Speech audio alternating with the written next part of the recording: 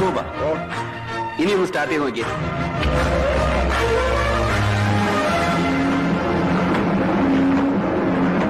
ബാംഗ്ലൂരിൽ നിന്ന് എഞ്ചിനീയറെ കൊണ്ടുവന്നാലേ ഇത് റിപ്പയർ ചെയ്യാൻ പറ്റുമെന്ന് പറഞ്ഞ് വെച്ചെടുക്ക. പൈസ ഇതാ മുതലാളി. രാജനിലെ ഏറ്റവും സ്ട്രോങ് ആയിട്ട് പറ്റുവച്ചത്. പൈസ കുട്ടികൾക്ക് നോട്ട് നോക്കാനുള്ള 50 ഉറുപ്പികൾ പോക്കറ്റില്. അല്ലത്ര സിദ്ധാർത്ഥ മുതലാളിക്ക് എന്തിനാ കാശ്? ഇക്കാര്യത്തിൽ മുതലാളിയും തൊഴിലാളിയൊന്നുമില്ല. കാശെടുക്ക്. എത്രയും പെട്ടെന്ന് അവിടെ ചെന്നില്ലെങ്കിൽ ആ പോലീസുകാർ അലക്കി വെളുപ്പിക്കും. ഓ, അത്രത്തുള്ള കാര്യം. രാജാ, പൈസ മുഴുവൻ താൻ പറ്റും. മുതലാളി ഞങ്ങൾ വരണോ? വേണ്ട, വേണമെങ്കിൽ ഞാൻ വിളിച്ചു പറയാം.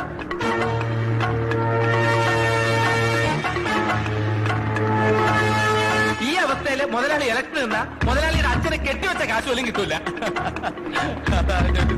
അല്ല സിദ്ധാർത്ഥ, ഈ കോർപ്പറേഷൻ അലക്കാരും നമ്മളുടെ പ്രശ്നത്തിൽ നീ എന്തിനാ വെറുതെ ഇടപെടുന്നേ? ഓ, എന്നെ എങ്ങനെയെങ്കിലും ഒന്ന് തളയ്ക്കാൻ പറഞ്ഞയച്ചാവും ആ മേയർ അല്ലേ?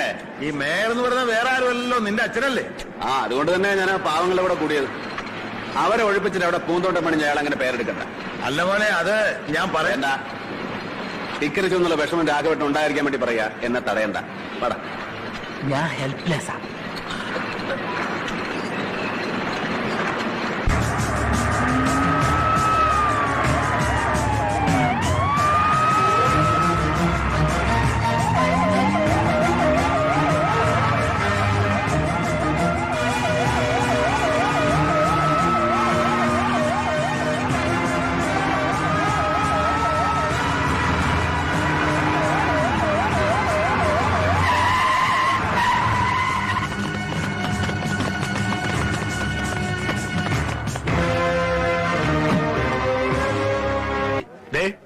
ഒരു കാര്യം ഞാൻ പറഞ്ഞേക്കാം. ഇവന്റെ ഈ തൊഴിലാളി സ്നേഹമൊക്കെ ഉണ്ടല്ലോ, വെറുതെ ആള് കളിക്കാൻ വേണ്ടി മാത്രമാണ്. ഇവന്റെ പിൻബലത്തിലാണ് നിങ്ങൾ വാശി പിടിക്കുന്നതെങ്കിൽ കഷ്ടപ്പെടാൻ നിങ്ങൾ മാത്രമേ ഉണ്ടാവൂ. അത് നമുക്ക് കാണാം. ബലം പ്രയോഗിച്ചാണ് നിങ്ങൾ ഇവരെ ഒഴിപ്പിക്കാൻ ശ്രമിക്കുന്നതെങ്കിൽ നിങ്ങൾ ആദ്യം ഒഴിപ്പിക്കേണ്ടത് തന്നെയായിരിക്കും.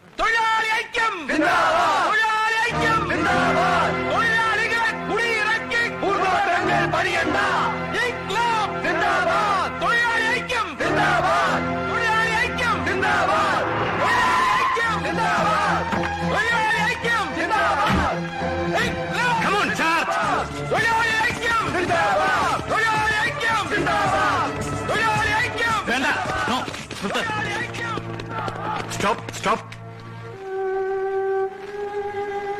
എന്താണിത്? What happen to you sir? തൽക്കാലം അവരിവിടെ തന്നെ കഴിഞ്ഞോട്ടെ. ഫർദർ ആക്ഷൻസ് ഒന്നും എടുക്കണ്ട. Y sir, why? ബുദ്ധിമുട്ടിൽ ക്ഷമിക്കണം. Please do what I said. Please.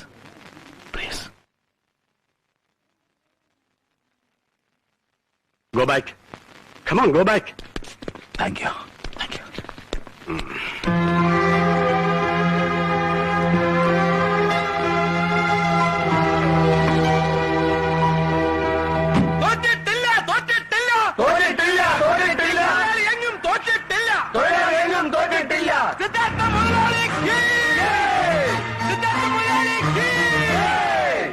മേയർക്ക് അങ്ങനെ തനിച്ചോടെ തീരുമാനമെടുക്കാനാണെങ്കിൽ ഇവിടെ എന്തിനാ ഒരു ഭരണസമിതിയും പ്രതിപക്ഷവും ഒക്കെ?